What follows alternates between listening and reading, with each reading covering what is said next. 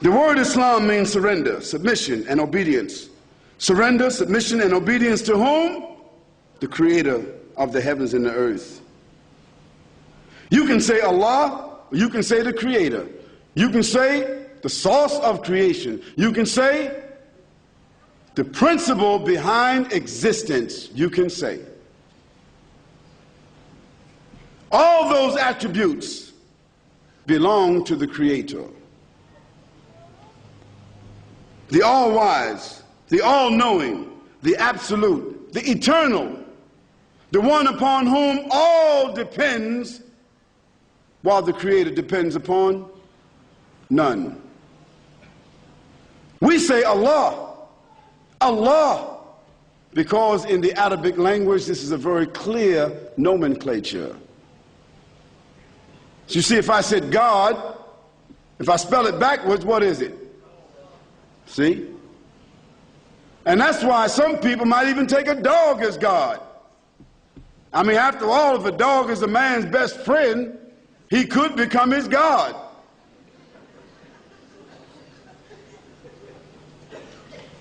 We say Allah, and this is not a God of the Muslims. Allah comes from the article al, meaning the, meaning only, meaning particular, meaning distinct. Al, and Allah means that which is worshipped, that which is adored, that which is obeyed, that which is inclined to, that which is submitted to. So when we say Allah, it means the only one worthy of worship, recognition, and praise. Allah.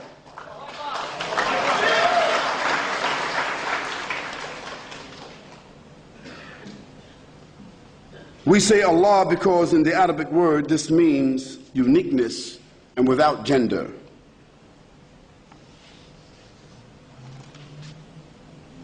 So from this point, I'm going to use the word Allah. And you know that I'm not speaking of the Muslim God. I'm speaking of the creator of the heavens and earth, your Lord and my Lord. The same God of Moses and Abraham and Jacob and the tribes and John the Baptist and Jesus Christ and the Prophet Muhammad, peace and blessing be upon him. The same God. And none of them use the word God. In the Hebrew language or the Aramaic language or the Arabic language, the word Ilah or Allah is the only word they ever used, because it is a very clear, distinct name. It has never been used for any tangible thing, nor even an idea. The word Islam is derived from the word salama. Salama means to be at peace. It also means safety. It also means security. Therefore, a Muslim is a person that surrenders to whom? Allah. A Muslim is a person that submits and obeys the law of whom? Allah, Almighty God. And through this submission obtains peace for themselves. You see, the formula is very simple. When I surrender to the law, when I conform to the law and the legislation which is intended for me, that means that is my natural disposition. Therefore, I become what? A conformist. I am in order. I am in harmony. And by being in order and harmony, the things I'm supposed to receive comes to me. So it's natural to be a Muslim. It's unnatural not to be. We can immediately see by that definition that all the prophets of Almighty God were what? Muslims. Because even Almighty God said in the revelation that we recited before, from the surah which is called Al-Bayyinah, Fadlu Habibi. أعوذ بالله من الشيطان الرجيم بسم الله الرحمن الرحيم وما أمروا إلا ليعبدوا الله الله مخلصين له الدين حنفاء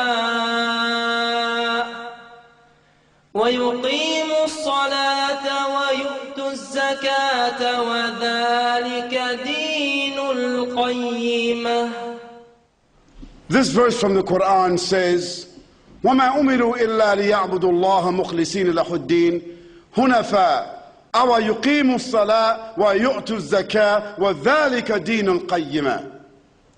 The verse is very clear. It says, and they, the human beings, the prophets of Almighty God, they were not ordered to do anything except to worship, to recognize, to obey their Lord, and to be mukhlis. Mukhlis means to be sincere towards God, to be clean, to be moral, towards the legislation that He ordered them. What legislation did God order them? Every prophet that came to every people, he came with a book. He came with a message. He came with a behavior. He came pleading with the people, telling them, do not worship idols. Do not worship other deities. Do not be pagans. Don't associate partners with God. Do not disobey your Creator. Do not ignore your Creator. Be decent. Be upright. Be moral. Be kind. Be gentle. وَمَا أُمِنُوا إِلَّا لِيَعْبُدُوا اللَّهَ مُخْلِصِينَ لَهُ الدِّينَ حُنَفَاءَ. Hunafa, it means to be Hanif.